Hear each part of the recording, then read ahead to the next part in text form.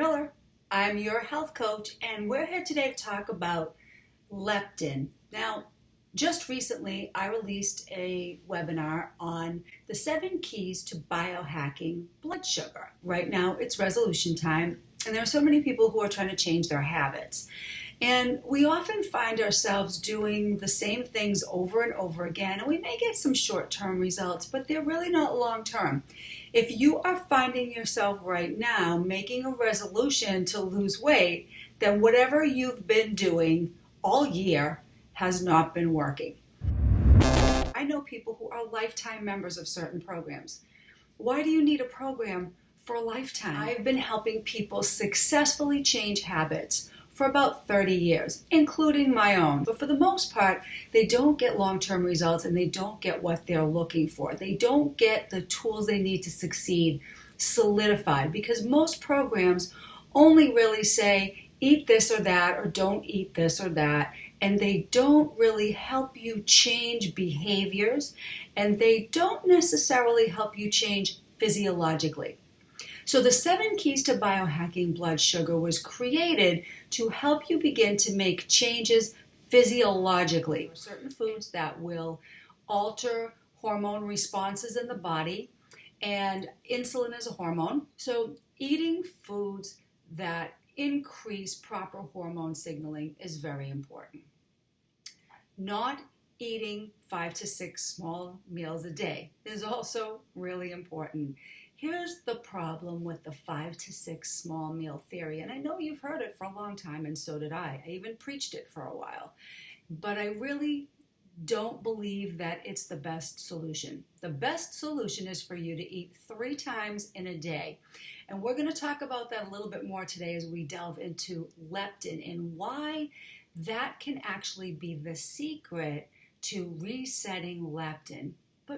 What is leptin and how does it play a role in insulin and blood sugar signaling? And I'm sure what you're all here to learn is, how does it play a role in weight loss? So let me just explain a little bit about what leptin is.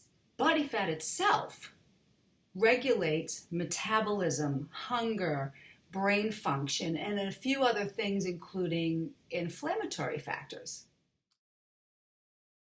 So leptin is a hormone that modulates the size of your fat cells, and it helps to regulate body weight and appetite. It does this through the hypothalamus in our brain. Now, since leptin is produced by our fat cells, if we have a lot of fat cells, it stands to reason that having more fat cells would mean more leptin, which would mean less hunger. But that's not the way it works.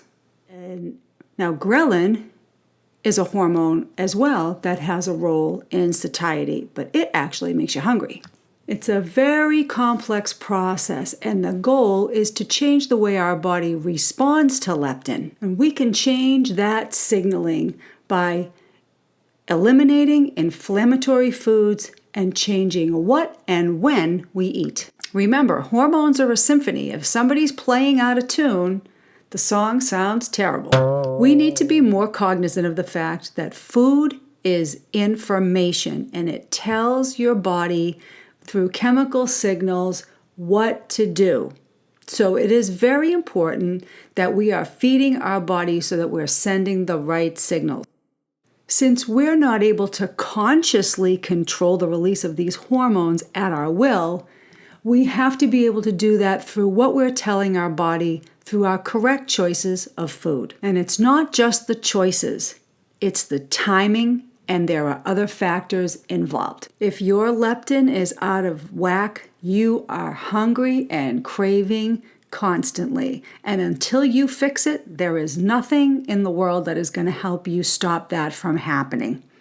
You can be on any kind of diet you want, but if you can't assure proper hormone signaling, you're going to struggle forever and ever with weight, with cravings, and all of the things that come with that. Certain things like inflammation and poor food choices can cause our leptin to downregulate or kind of go out of whack. So today I'm going to share some simple strategies to get your leptin back on track.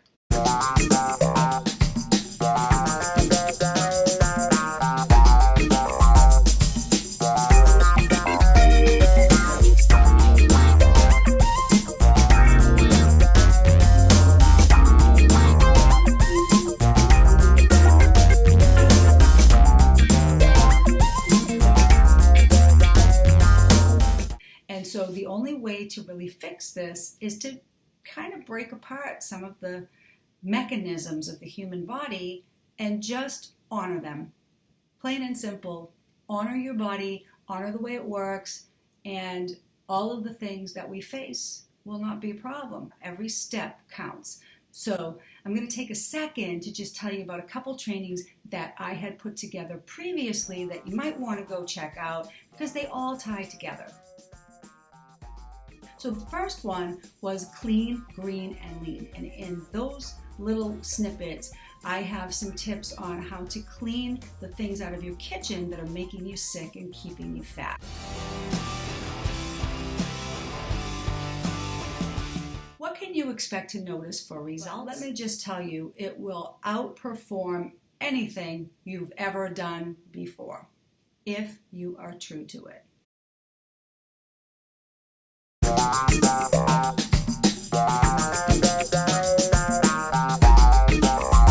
Here are the rules of the plan.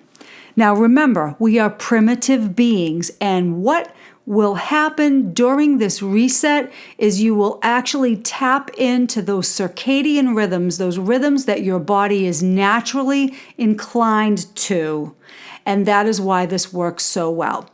So when you wake up in the morning, within 1 hour, you must eat a breakfast, and it should be a large breakfast with lots of protein. Very important that we follow that rule. Not a breakfast eater?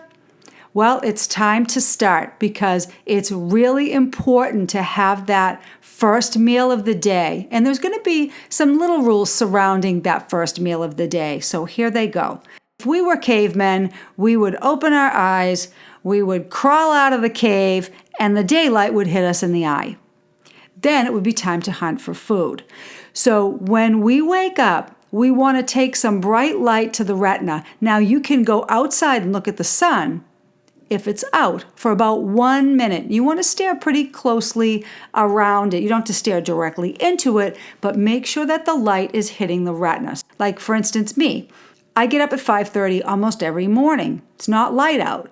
So if I'm going to eat within an hour of awakening, I have to use bright light in my eye. And then within an hour, I'm going to eat. So that starts the circadian cycle that your body was meant to have. And it's going to go a long way towards your success, as crazy as it may sound. So waking up, eating within an hour before you eat, bright light to the retina. Now, as we go through the day, the ideal amount of meals to have on this program is 3. If you're a 2-meal-a-day person, I encourage you for a while to have the 3 meals.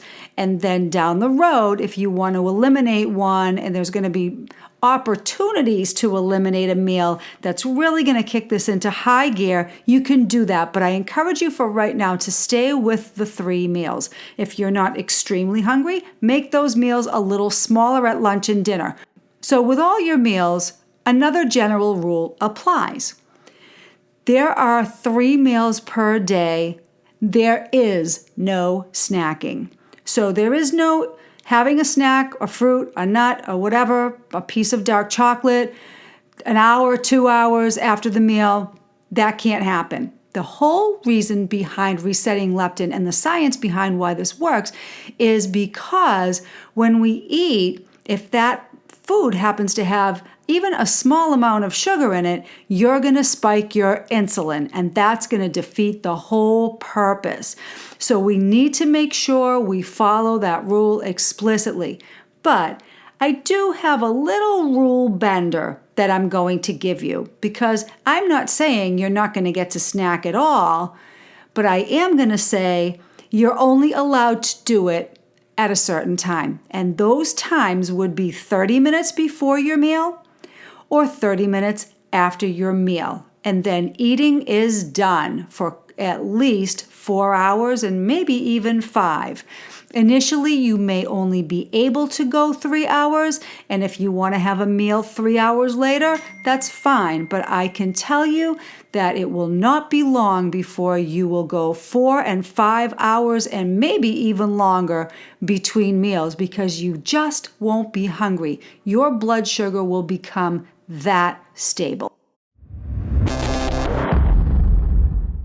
So for the reset, your meal plan will consist of the following: meats, chicken, fish, fruits, vegetables, nuts, seeds, and occasionally some dark chocolate, 74% or above.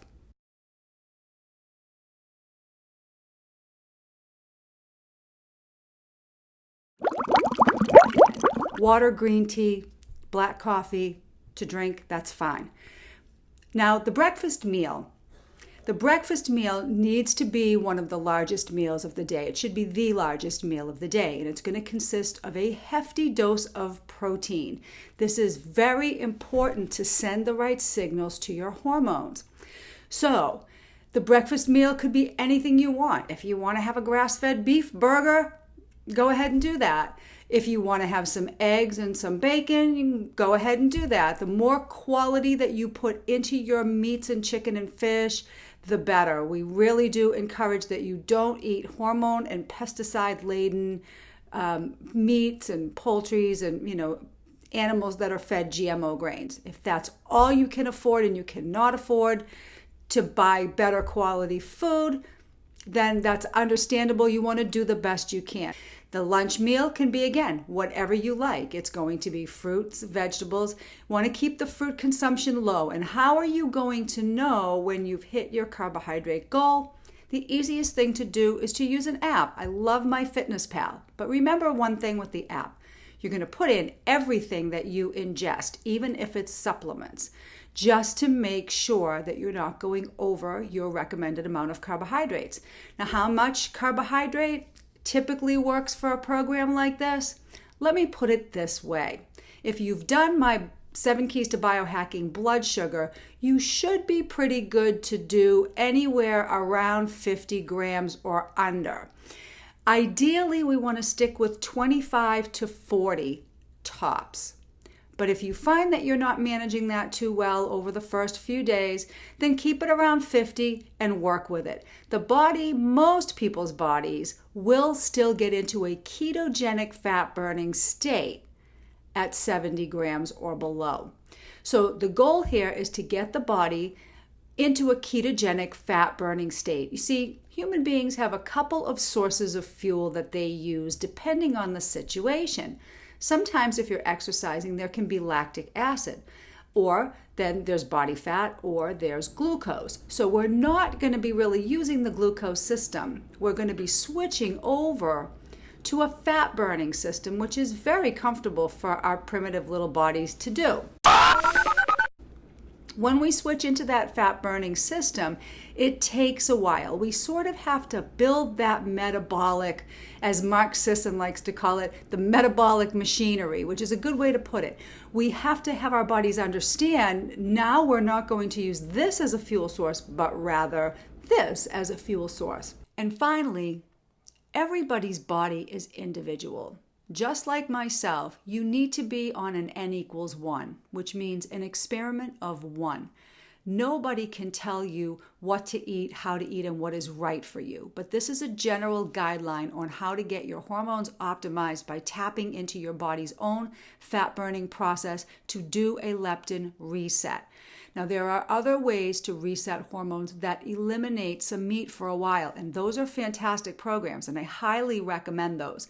However, right now, if we want to reset that leptin, this is a critical piece. So the protein is extremely important, and in order to have variety, you may end up having a little more beef than would normally be in your diet. We want to bio-individualize the plan for everybody.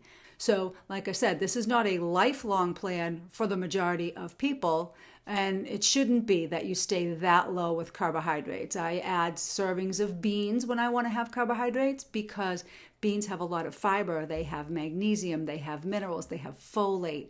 So my first choice when adding a carbohydrate to this program, if you decide you're going to reach that 70-gram cap on a specific day, would be to add beans, like turkey burger and beans or grass-fed beef and beans with salsa and some avocado, something like that. I would add beans. Second best choice would be to do some quinoa or some maybe brown and wild rice with some nuts and olive oil. That would be a good way to get those carbohydrates. And it will help you get some of the starches that you might feel like you're missing. But do not go over your 70 grams on any day, because if you throw yourself out of that ketosis, out of dietary ketosis, it can take some days to get back in. Pretty soon, your body's going to get very efficient at burning fat. Think you can't exercise without carbs? Think again. Do you know that there are NBA teams out there right now being coached by functional medicine doctors on this very style of eating, and they are blowing people's doors off? So it really is not what we think, that you have to have carbohydrates to provide energy for exercise. That is not true. The final word is about exactly that topic, exercise. How much exercise do you do on a leptin reset? Answer is, ideally, not much. So if you just started exercising, here's my best advice if you want to do a reset and you want to continue your exercise. Don't exercise more than twice a week. Use high intensity interval training for no more than 15 minutes. And in that 15 minutes, you would be doing about 10 minutes of cardio warm-up with maybe 1 or 2 high-intensity intervals. Within that, the rest of it is going to be muscle building and toning, which can mean yoga or weights. But don't knock yourself out for this period of time. We are trying to reset hormones, and when you're trying to reset hormones, exercise stimulates hormonal activity, so we have to keep that to a minimum. So remember, if you need to contact me, you can reach me on Facebook at facebook.com/biohackingwellness, or you can email me at biohackingwellness@gmail.com. I will help guide you through this. Watch for those Google Hangouts. I just created something called Biohacking Wellness University on Google. So if you want to go find me on Google and ask for an invite, I would be happy to let you in to this group and share the information together. Have a great day. Happy resetting. Sandra Miller, Biohacking Wellness. I'll see you soon.